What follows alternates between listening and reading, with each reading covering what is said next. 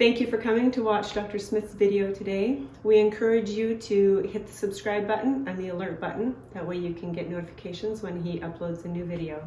Thank you for coming today. So we hope you take the time to hear and think about, and if you have a book, read in the book about the concept and the topics that we talk about. They have a lasting effect. The intent is not necessarily to treat pain, but to make permanent, long-term correction with your whole family and your friends. Thank you. Make sure you subscribe and hit the alert button. Have a good day. Have a good day.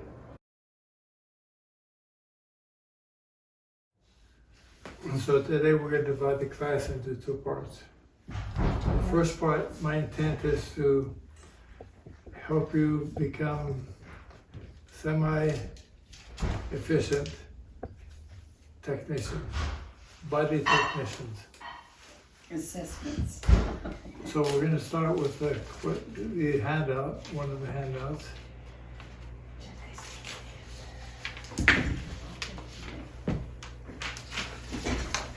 Should get it.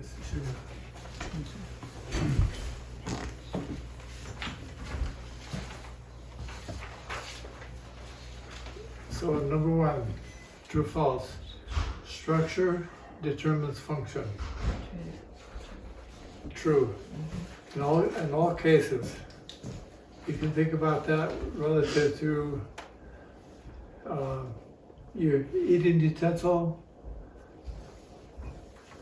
to your bed, the structure, your toilet, your sink, your dishwasher. All structure determines function. Now that's going to mean something more to you when we assess the body. Number two, faulty structure accelerates degeneration, changes, and early breakdown. Meaning pathology, that means the tissue goes bad and they can make a diagnosis. That's true. Number three, three of the main bony structures in the body include the cranium, the head, the chest cavity with the ribs, and the pelvic girdle. True. Number four, each bony structure has motion, balance, and balance is within the tissue, tolerance or malfunctions, and it is unstable. True. So let's talk about that briefly.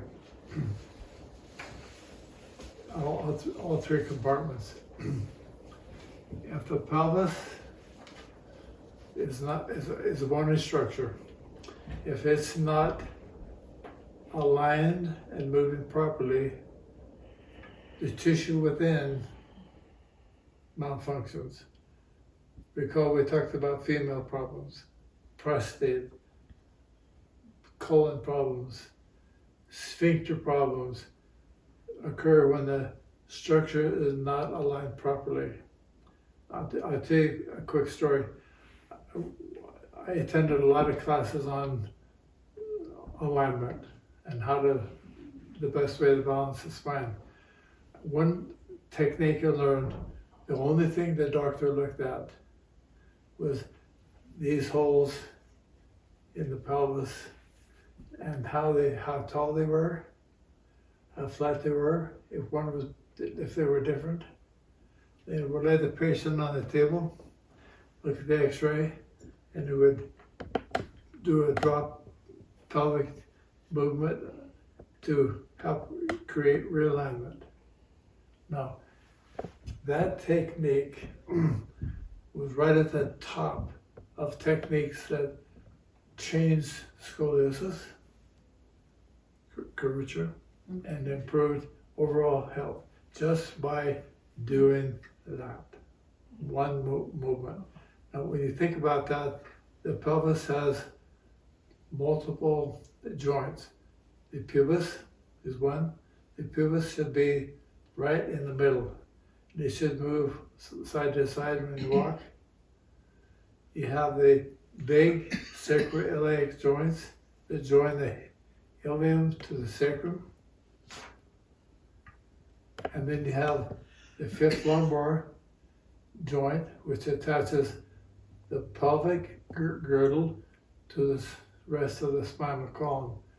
That angle right there is designed to be about 45 to 55 degrees. If you have your pubis up and it flattens, that changes the function of all this tissue. If it's too high, it changes it the other way. Even the mind. I had a lady yesterday who works a lot with mental, emotional issues. The tension in the pelvis, the position of the sacrum affects the brain functions, the left brain, right brain, and the emotions. It needs to be neutral. Okay? So we want that to move. So when we do an assessment, we watch a person walk. The motion of the pelvis is very important to the overall well-being and health of the patient.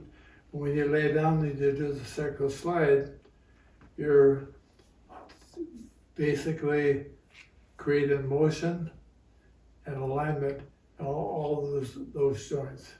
All four of them? All of them. Okay. That's, when you put your feet up, it affects the low back more, and then it moves up the spine, but that changes the whole thing. Okay. Number 5, each organ and gland is a predetermined location, position, and movement patterned by divine design. That's true. Sometimes people will come to me and they say, I'll point out an aberrant motion, a wobble. They say, I've always been like that. Like they want me to think that's normal. And they'll say something like, well, that's normal for me. No, that you're created in the image of God, and you probably were bent, strained, misaligned some way in your youth and formed a habit of wobbling and being crooked. And it affects everything. Number 6, aberrant motion or fixation in any position of the human structure has the potential to downgrade any and every other structure and function in the body. True. Now, that's a very powerful statement because a lot of people have problems in one area of the body, like the foot, the hip, the shoulder, maybe the ear. It's directly related to something else down in a different place. It's like the story that you tell about the farmer and his thumb. Yes, that was a true story. I know. That's what that reminds me of. Yeah, and that's what it is. So there was a doctor who wrote a book one time, and the title of the book was "Anything Can Cause Anything." And then he goes to explain that very thing that we talked about. Even something simple like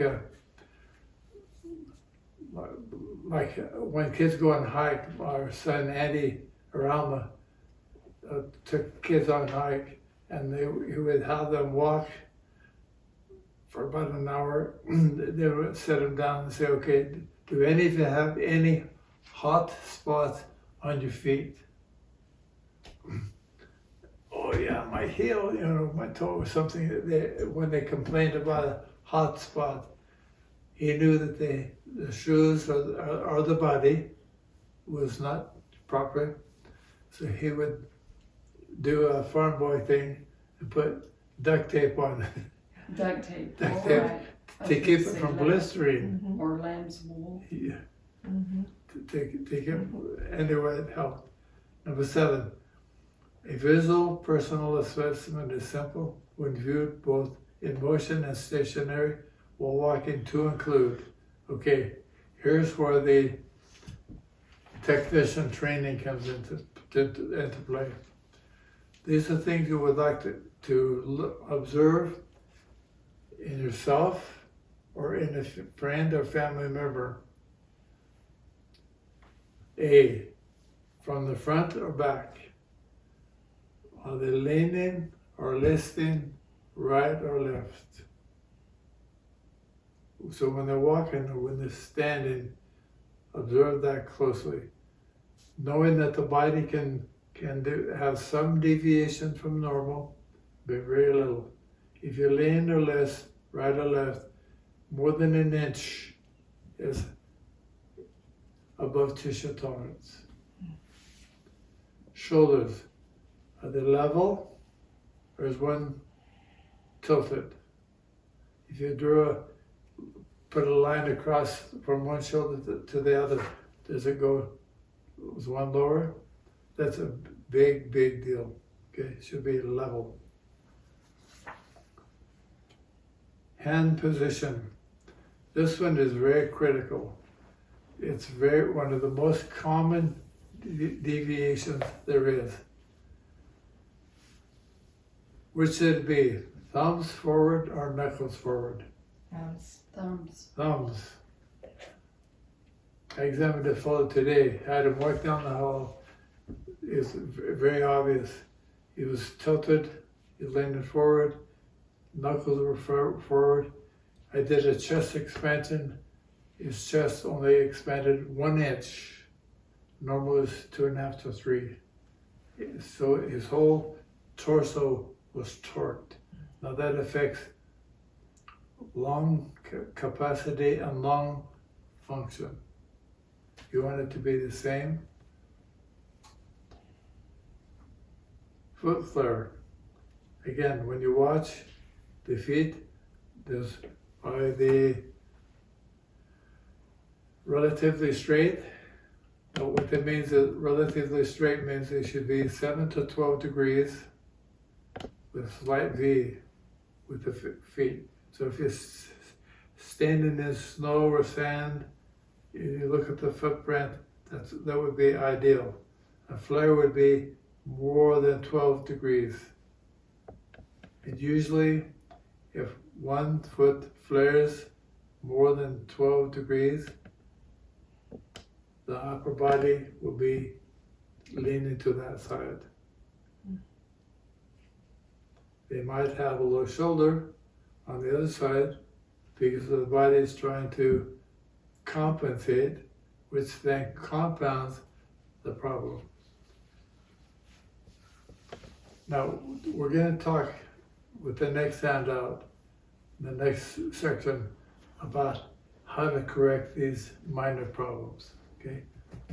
First of all, we want to find them. The last one on A is head movement. Watch the motion of the head when you're walking. When you're out shopping or at a church or wherever you go, you watch people's head and they go over here, back to the middle, over here, back to the middle. You know they have a problem.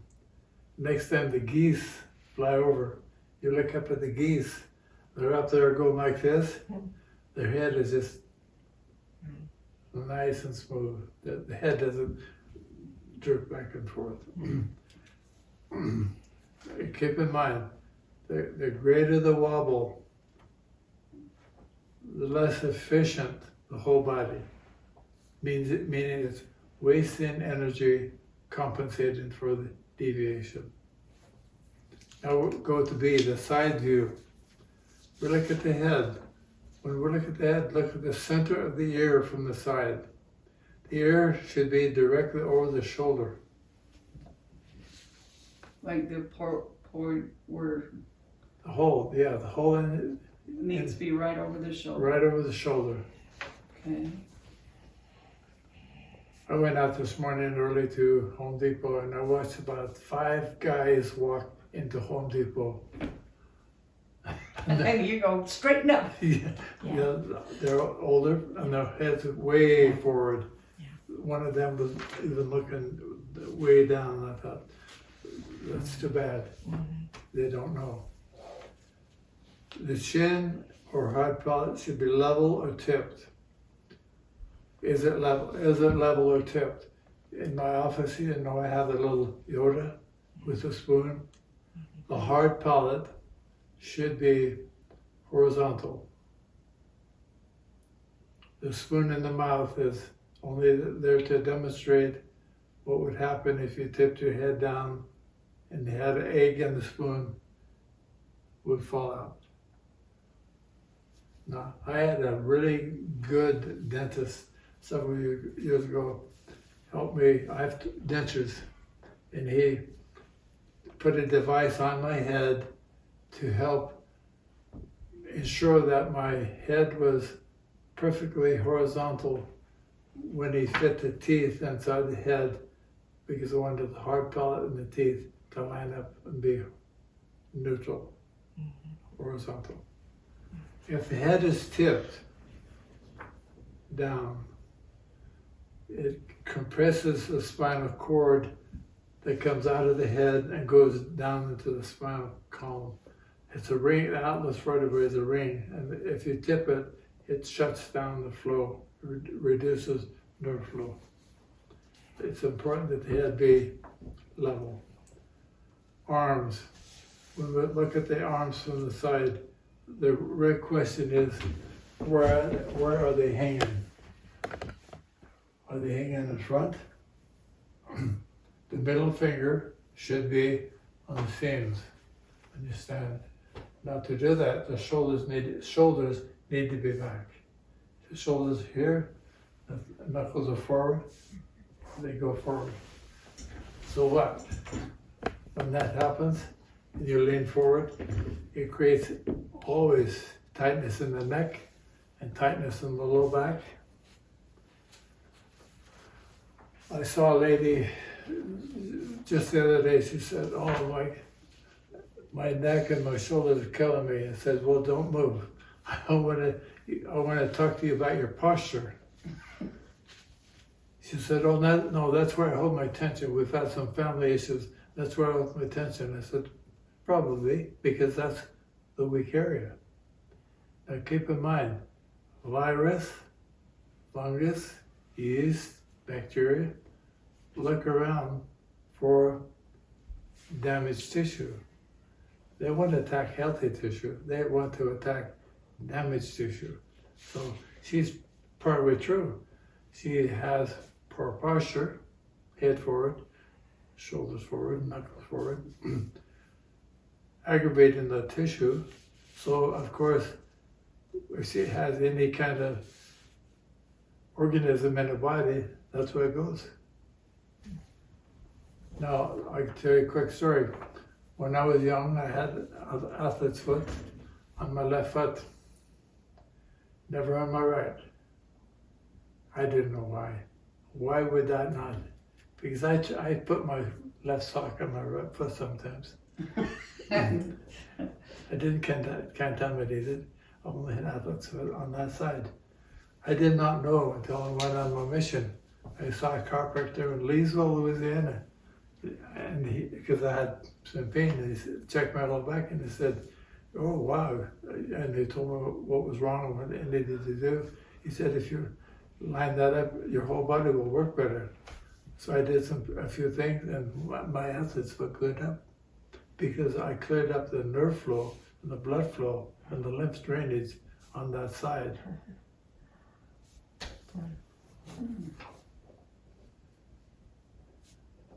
Head-foot relationship. Now, next quarter, I'm doing a whole class on that very topic.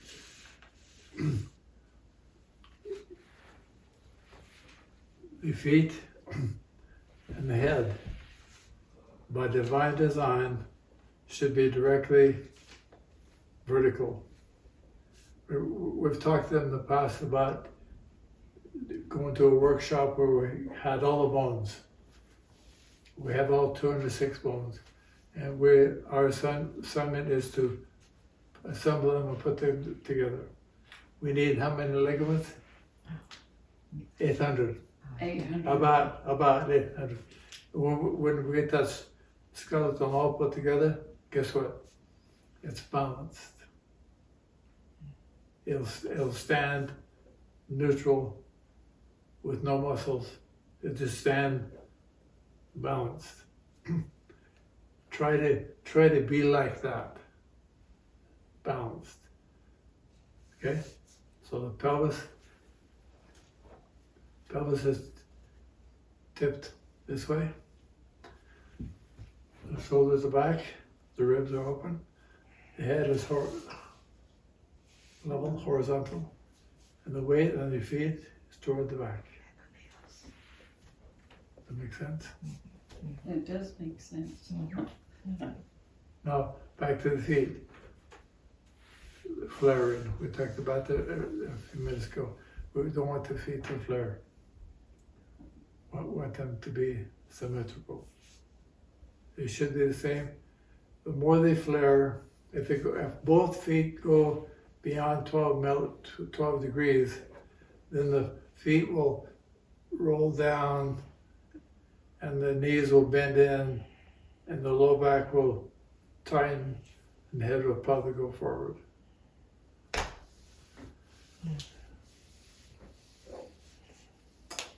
That's how we do the assessment. Now, I recommend you do some assessment on people, even if you just visually watch them, make some notes, think about these things, because if you do, you'll automatically improve your own posture.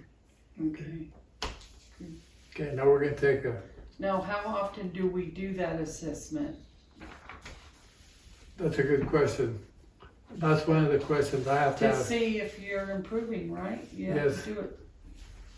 So when I see somebody the first time, that's my question. Number one, are they good to do their homework that I'm teaching them? If so, how soon should I check them to make sure they're doing it correctly? I think in the terms of 1 to 3 weeks. Sometimes, if I know they're going to be very vigilant, then maybe a month before I check them again. Same with people who, my goal is to help people not need to come to and learn to be their own assessor. Yeah. And make their own modifications. So I like these words: assess, modify, and measure. And I think the best way to do it is visually. If you do it, take a picture of them walking and standing just like I do in the hallway.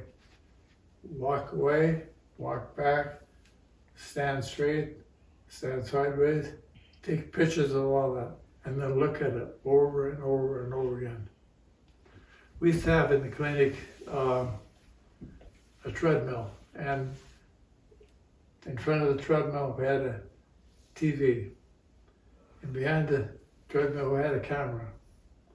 We could put a patient on the treadmill and say, go for a walk. They start walking, and we turn the TV and the camera on. And as soon as they would see they're swinging their arms weird, They would try to correct it. they correct it. They would correct it the best they could. And I think you can do a lot on your own if you have somebody else take yours. And if you want to help your family member, I find that take a picture of them. And that's why I take pictures. I had a fellow in today. He's a hard-working guy. He's 50 years old. Mind the problems. He's doing a lot of things right. And I took his picture and we looked at it together. And he goes, "Oh my gosh, I need to change that." Well, then so he sees it and he knows, and now he can do something to correct it.